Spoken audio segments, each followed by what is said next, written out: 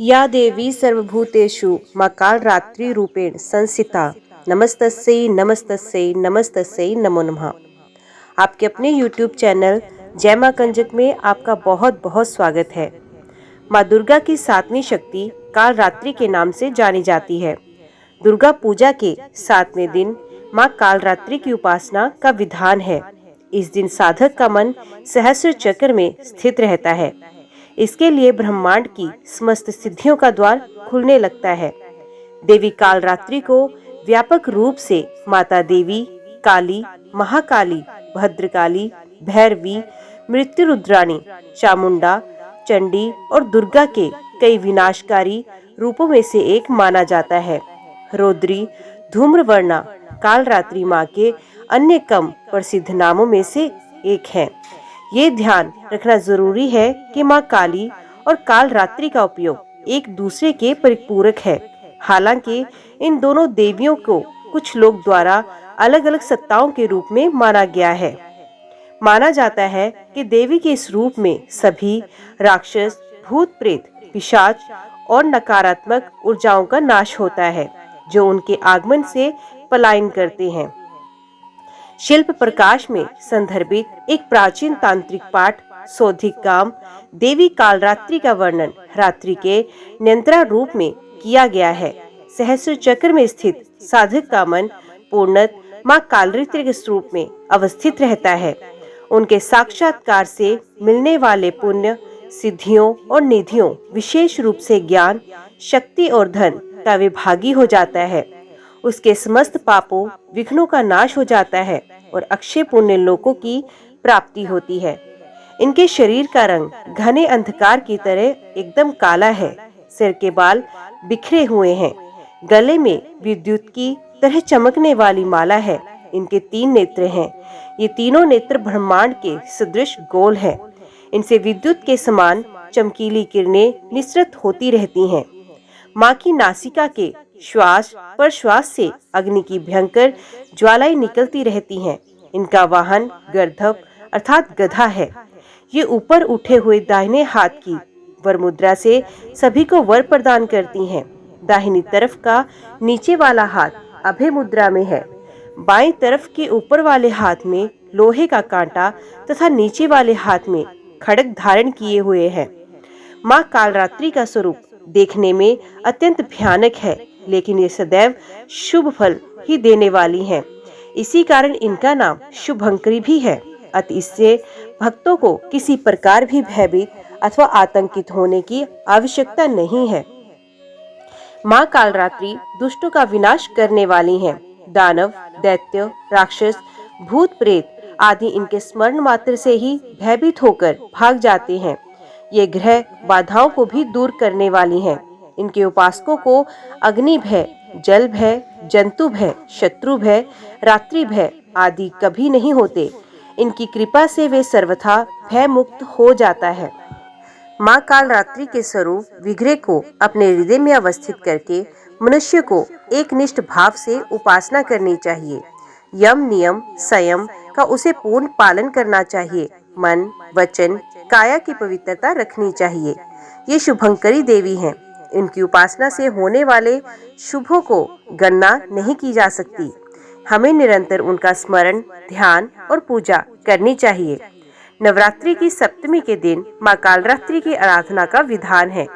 इनकी पूजा अर्चना से सभी पापों से मुक्ति मिलती है व दुश्मनों का नाश होता है तथा तेज बढ़ता है। प्रत्येक सर्वसाधारण के लिए आराधना योग्य ये श्लोक सरल और स्पष्ट है। माँ जगदम्बे की भक्ति पाने के लिए इसे कंठस्थ कर नवरात्रि में 7वें दिन इसका जाप करना चाहिए। या देवी सर्वभूतेषु माँ कालरात्रि रूपेण संस्थिता नमस्तस्यै नमस्तस्यै नमस्तस्यै नमो नमः। अर्थात हे माँ, हे सर्वत्र विराजमान कालरात्रि के रूप में प्रसिद्ध अम्बे, हम आपको बार बार प्रणाम करते हैं या मैं आपको बारंबार प्रणाम करता हूँ। हे माँ, मुझे पाप से मुक्ति प्रदान करो। ओम ऐं ह्रीं क्लीं कालरात्रे नमः। पौराणिक कथा के अनुसार जब शुंभ, निशुंभ और रक्तबीज जैसे राक्षसों ने तीनों लोकों में हाहाकार मचा रखा था, तब सभी देवता इससे चिंतित होकर शिवजी की शरण में गए और उनसे सृष्टि की रक्षा के लिए प्रार्थना करने लगे। भगवान शिव ने माता पार्वती को भक्तों की रक्षा के लिए दैत्य का वध करने को कहा। शिव जी की बात मानकर माता ने दुर्गा का रूप धारण कर शुंभ निशुंभ का वध कर दिया। जब माँ दुर्गा ने रक्तबीज दानव को मौत के घाट उतारा तो दैत्य के शरीर से निकले रक्त से लाखों की संख्या में रक्तबीज दैत्य उत्पन्न हो गए। ये देख माँ दुर्गा ने अपने तेज से कालरात्रि को उत्पन्न किया। फिर माँ दुर्गा ने निकलने वाले रक्त को जमीन पर गिरने से पहले ही माता ने अपने मुख में भर लिया। इस तरह माँ दुर्गा ने दैत्यराज के सभी रूपों का गला काटते हुए वध कर दिया। जय माँ कालरात्रि। अभी हम आपके सामने श्री दुर्गा सप्तशती का पाठ जो 7वें नवरात्रि के दिन पढ़ा जाता है आपके सामने प्रस्तुत करने जा रहे हैं।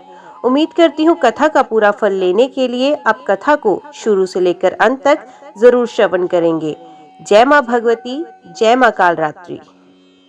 माँ दुर्गा के 7वें स्वरूप को कालरात्रि कहा जाता है।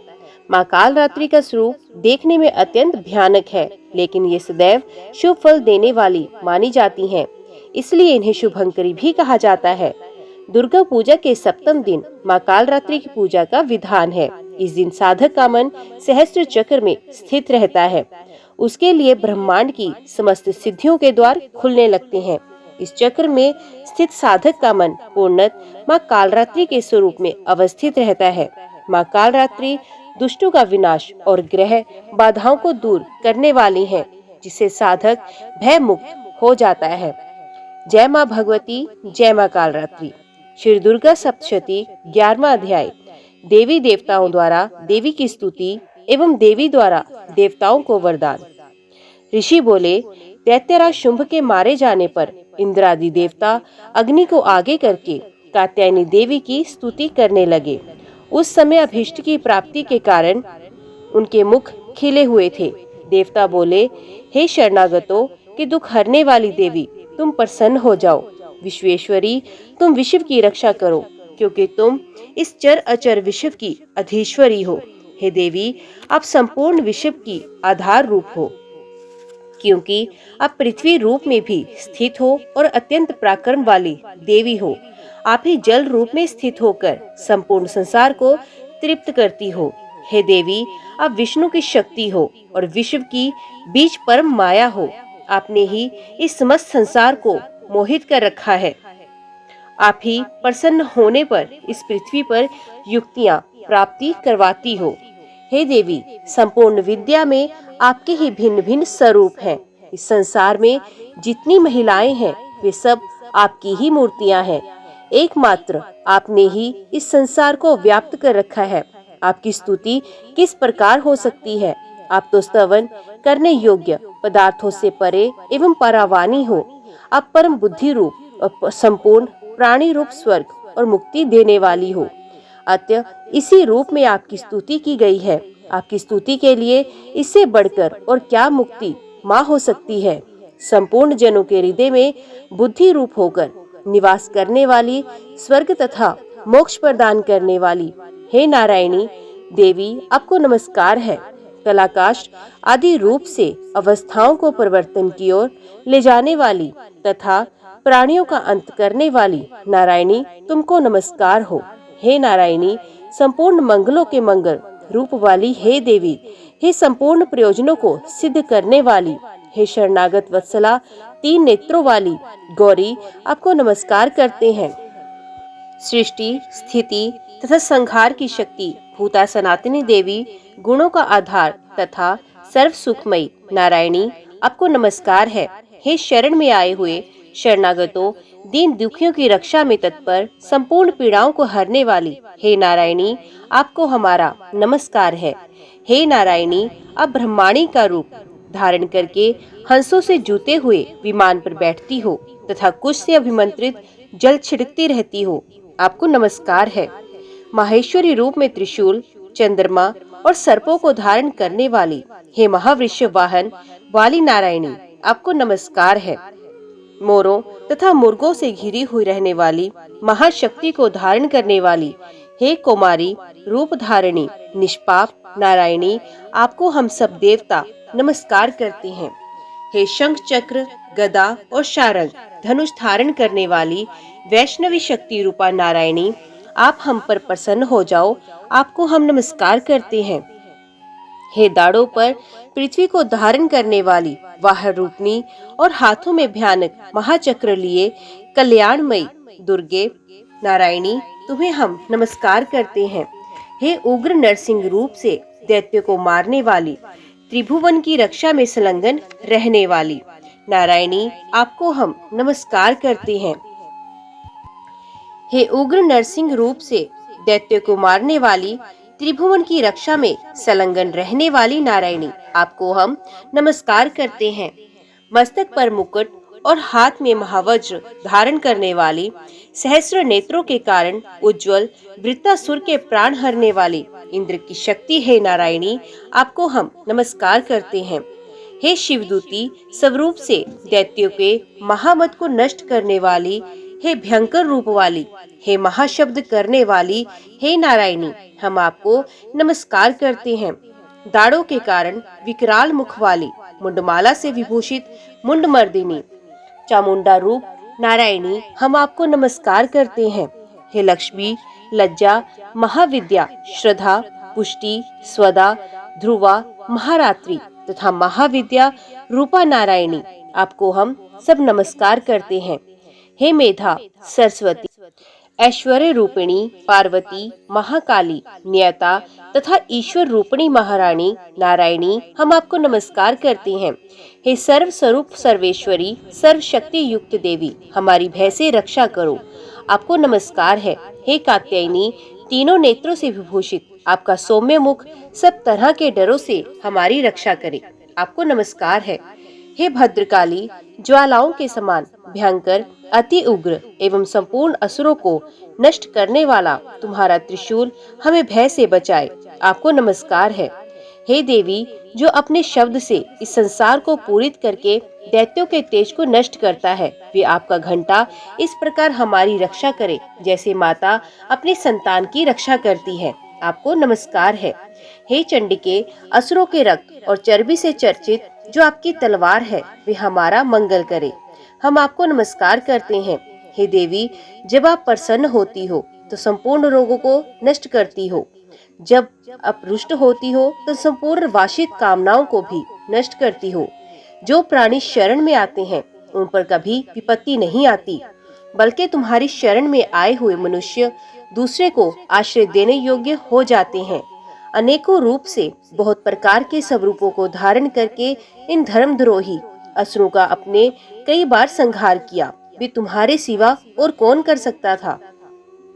चतुर्दश विद्याएं षट शास्त्र और चारों वेद तुम्हारे ही प्रकाश से प्रकाशित है, उनमें आपका ही वर्णन है तथा आपको छोड़कर दूसरी कौन सी शक्ति है जिस विश्व को अज्ञान में घोर अंधकार से परिपूर्ण ममता रूपी गड्ढ में निरंतर भटका रही है, जहाँ राक्षस विषैले सर्प लुटेरों की सेना हो, जहाँ दावानल हो वहाँ और समुद्र के बीच में भी तुम साथ रहकर इस विश्व की रक्षा करती हो।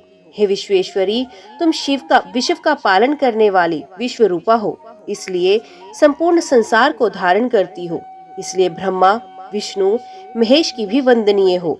जो भक्ति पूर्वक तुमको नमस्कार करते हैं वे विश्व को आश्रय देने वाले बन जाते हैं।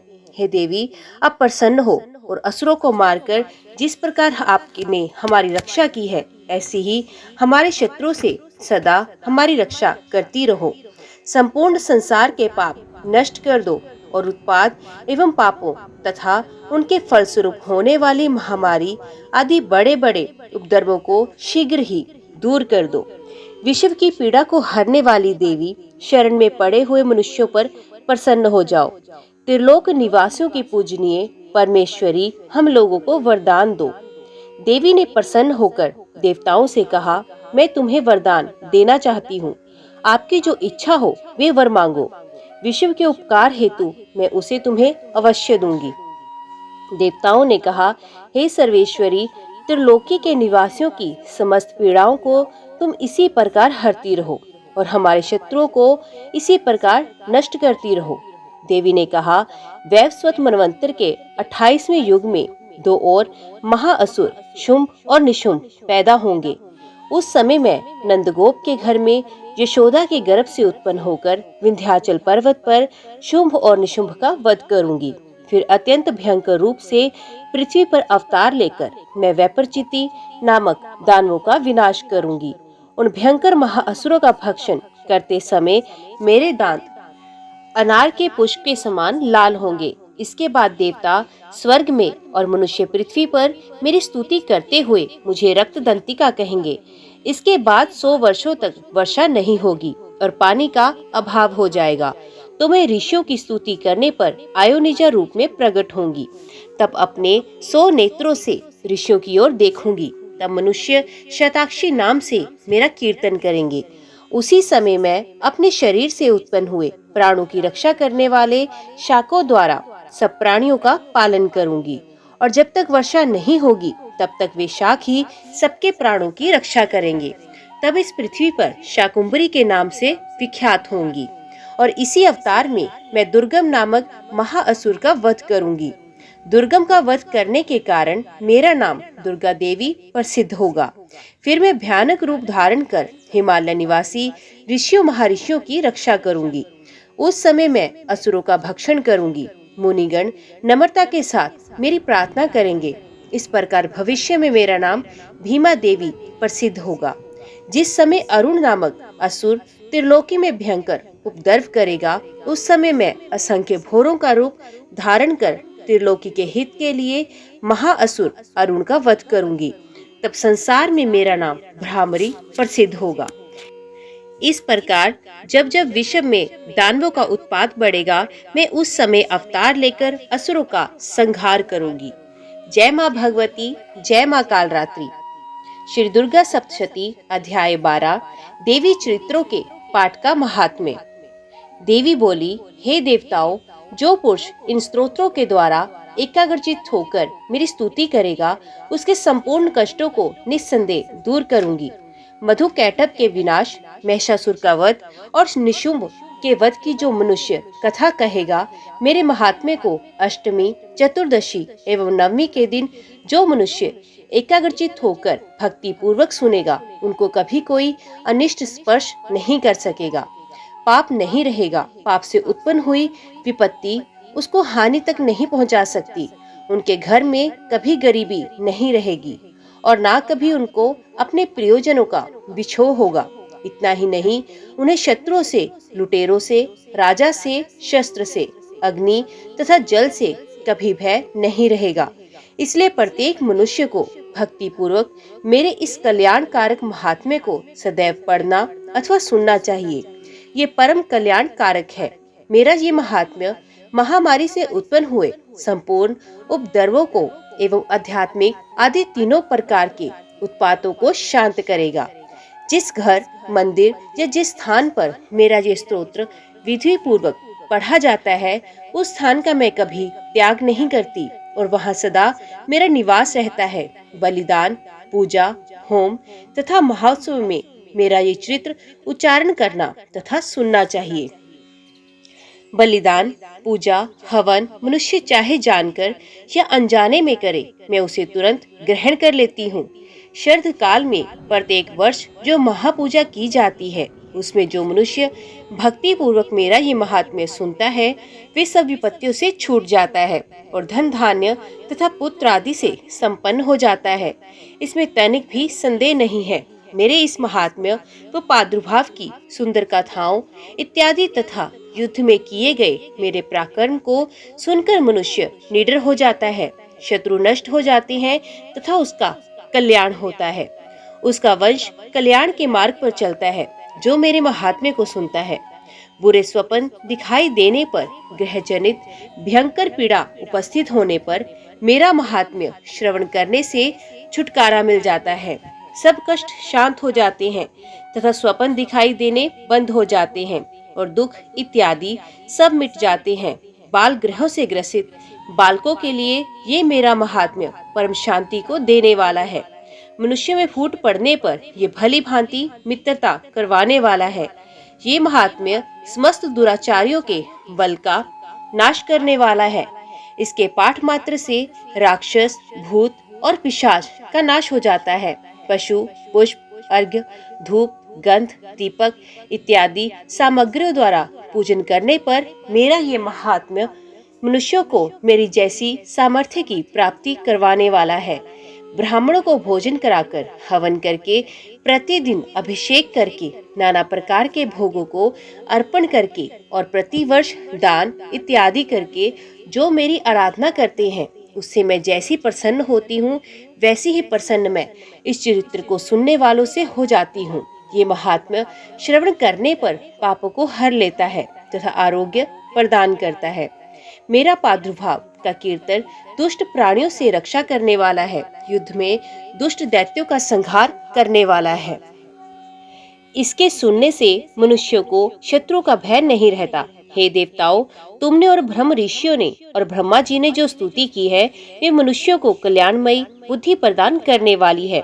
वन में सूने मार्ग में या दावानल में घिर जाने पर, जंगल में सिंहों से, व्याघ्र से या जंगली हाथियों द्वारा पीछा किया जाने पर, राजा के क्रोध पर मारे जाने के भय से या समुद्र के में तूफान आने से, नाव के डगमगाने पर, भयंकर युद्ध में फंसा होने पर, किसी भी प्रकार की पीड़ा से पीड़ित, घोर बाधाओं से दुखी हुआ मनुष्य मेरे इस चरित्र को स्मरण करने वाला मनुष्य घुटकर पा जाता है। शेर आदि हिंसक पशु, डाकू तथा शत्रु मेरे चरित्र को स्मरण करने वाले मनुष्य से दूर भाग जाते हैं। महर्षि बोले, प्रचंड पराक्रम वाली भगवती चंडिका इस प्रकार कहने के पश्चात अंतर ध्यान हो गई। संपूर्ण देवता पहले की तरह अपने अपने यज्ञ के भागों को प्राप्त करने लगे। अब मैं, हे राजन, दैत्यों का हाल सुनाता हूँ। शुंभ युद्ध में मारा गया तथा उसका पराक्रमी भाई निशुंभ के मारे जाने पर शेष दैत्य पाताल लोक भाग गए।